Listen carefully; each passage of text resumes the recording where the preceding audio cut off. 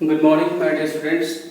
Today I am going to teach you history, chapter number 5, architecture as power. And today is the chapter 5 of this chapter, and today is the part 2nd of this chapter, which I am going to discuss. Part 2nd, okay. और chapter 5 खत्म होने के बाद history का half yearly का syllabus आपका खत्म हो जाएगा। इसके बाद हम लोग ज्योग्राफी और पॉलिटी पे चलेंगे। ज्योग्राफी हाफ ईयरली खत्म करने के बाद फिर पॉलिटी को हाफ ईयरली खत्म करेंगे। उसके बाद ज्योग्राफी में 2 to 3 चैप्टर्स में पढ़ा चुका हूँ। तो चलिए शुरू करते हैं। तो आज की पहली हेडिंग है जिसके बारे में हम लोग डिस्कस करने जा रहे हैं, style of temple architecture. Architecture style of temple architecture, इसके बारे में हम लोग डिस्कस करने की कोशिश करते हैं। The north Indian style of temple architecture known as the Nagara style, ठीक है ना। नॉर्थ इंडिया में जितने भी मंदिर बने थे तो उस मंदिर की आर्किटेक्चर स्टाइल को नॉर्थ इंडियन स्टाइल में हम कह सकते हैं कि नॉर्थ इंडियन जो स्टाइल था नॉर्थ इंडियन, तो उसको हम लोग नगरा बोलते थे। क्या बोलते थे?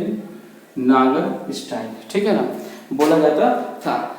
While the South Indian style is known as the Dravidian style, जबकि साउथ इंडिया की स्टाइल को साउथ इंडिया की स्टाइल को द्रविडियन द्रविडियन स्टाइल बोला जाता था।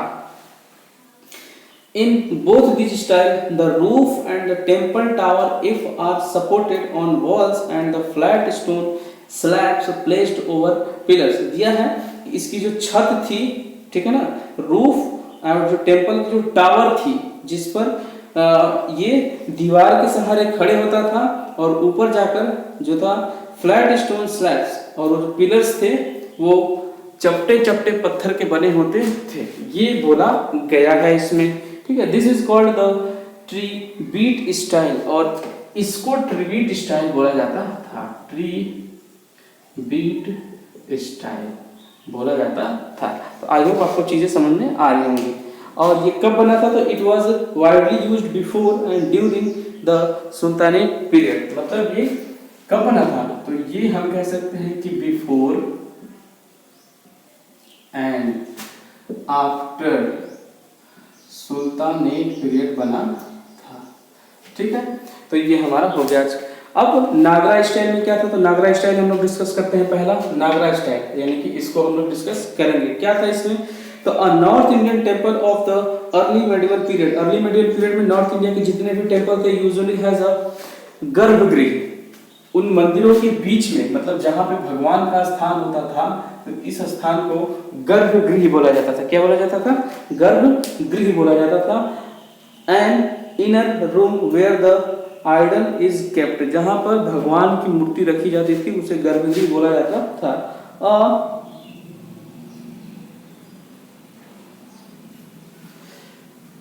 प्रदक्षिणा path which is passes for walking around the गर्भगृह, और इसके चारों तरफ एक परिक्रमा पाथ बनाया जाता था जिससे लोग मंदिर का चक्कर लगा सके, जिनकी इच्छा हो।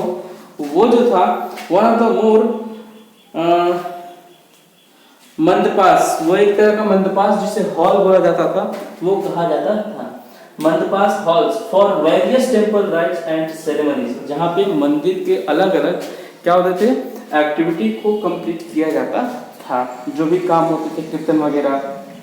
एवं द गर्भगृह, गर्भगृह के ऊपर एक शिखारा होता था, टावर होता था। जैसे मान लीजिए गर्भगृह है तो इसी के ऊपर मंदिर की ऐसी डिजाइन्स बनाई जाती थी। ये चीज जो है वो मंदिर के ऊपर होता था। तो ये इसका मतलब है कि अगर ये आपको दिख रहा है बाहर से तो इसके नीचे क्या है, गर्भगृह प्रेजेंट है, ऐसा बनाने की कोशिश की जाती थी।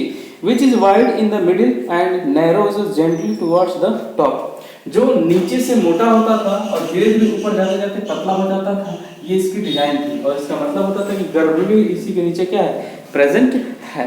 ओके, तो आपको ये चीजें समझ में आ रही होंगी। Some of the best examples of the temples built in this style are the Kandariya Mahadeva temple, ठीक है ना। इस स्टाइल के कुछ मंदिर हमको कंदरिया महादेवा टेम्पल और हमें दिखाई देते थे क्या, temple built by the Chandel and the Khajuraho शासक मध्य प्रदेश को जो थे उन्होंने ये बनवाया था। एंड द लिंगराज मंदिर, ठीक है ना, मुक्तेश्वर मंदिर जो कहाँ पे है, भुवनेश्वर उड़ीसा में है, ये भी इसी स्टाइल के मंदिर थे जो बनवाए गए थे, ठीक है। अब हम लोग पढ़ेंगे दूसरा हेडिंग जिसका नाम है क्या, द्रविडियन स्टाइल। क्या नाम है उसका, द्रविडियन स्टाइल। चलिए पढ़ लेते हैं थोड़ा सा और। द्रविडियन स्टाइल में क्या होता था कि in an early medieval south Indian temple, south Indian temple जो अर्ली मेडिवल पीरियड में बनाए गए थे, द गर्भगृह is usually reached through corridors, गर्भगृह में जाने का रास्ता कॉरिडोर से होकर जाता था। And hall decorated with numerous richly carved pillars, और जो हॉल था उसमें बस बेशकीमती पिलर्स लगाए जाते थे और पिलर्स पे सजावट भी काफी हुआ करती थी। द टावर एबव द गर्भगृह, गर्भगृह के ऊपर जो टावर होता था वो यूजुअली पिरामिडिकल होता था, यानी कि पिरामिड की तरह दिखता था। It rises in several tyres, और ये कई सारे, मतलब जब ये ऊपर जाता था तो ये सीधा ऊपर नहीं जाता था, ये ऐसे जाता था। जैसे मान लीजिए यहाँ से ऐसे गया, फिर यहाँ से ऐसे गया, यहाँ से ऐसे गया, यहाँ से ऐसे गया, उसी तरह इधर से भी यहाँ से ऐसे, फिर यहाँ से ऐसे, फिर यहाँ से ऐसे, फिर यहाँ से ऐसे, और यहाँ से ऐसे उठते उठते और यहाँ से ऐसे उठते उठते मान लीजिए पूरा बन गया। तो इसकी स्टाइल थोड़ी अलग थी, किससे, तो नागर स्टाइल से।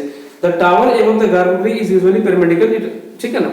Often the temple is situated in an enclosed courtyard, जो टेम्पल था टेम्पल के अंदर, मतलब टेम्पल में जो पिलर्स लगे होते थे टहलने वाले के लिए जो भी काम होता था, तो बीच में कोर्टयार्ड होता था, आंगन होता था, उसके किनारे किनारे आने जाने का रास्ता या जो भी एक्टिविटी होती थी उसको किया जाता था, ठीक है। ऐसे टेम्पल हमको इंडिया में कई सारे दिख जाते हैं, with lofty pyramidical gateways called gopurams, ठीक है ना। The Brihadeshwara temple built by the Chola at Tanjore, Tanjore में बृहदेश्वर मंदिर जिसे चोल शासक ने बनवाया था, ठीक है ना। कैलाशनाथ टेम्पल जिसे पल्लव राजवंश ने बनवाया था कांचीपुरम में। And the Vithal Swami and the Virupaksha temple जिसे विजयनगर के हम्पी में बनवाया गया था। ये सब एग्जांपल्स किसके हैं, मेडिवल इंडिया में द्रविडियन टेम्पल्स के एग्जांपल हैं। तो आप लोग को यहाँ तक का क्लास कैसा लगा जरूर कमेंट करें। अगली क्लास में हम लोग डिस्कस करेंगे Indo Islamic style of architecture, ठीक है। तो आज के लिए इतना ही, बहुत बहुत धन्यवाद आपका हमारे साथ बने रहने के लिए। Thank you so much.